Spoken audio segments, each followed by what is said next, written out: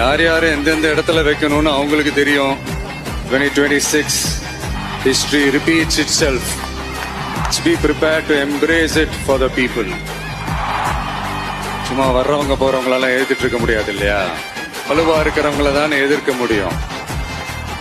அப்பதானே நாம ஜெயிக்கிற அளவுக்கு வலிமையா இருக்கோம்னு அர்த்தம். இப்போ ரீசெண்டா நம்மளை பத்தி ஒரு பேச்சு ஒண்ணு ஓடிட்டு இருக்கு. விஜய் என்ன தனியா வருவாரா அணியா வருவாரா?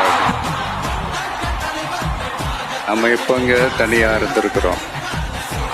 33 வருஷமா உங்களோட தானே இருக்கிறோம், மக்களோட தானே இருக்கிறோம்.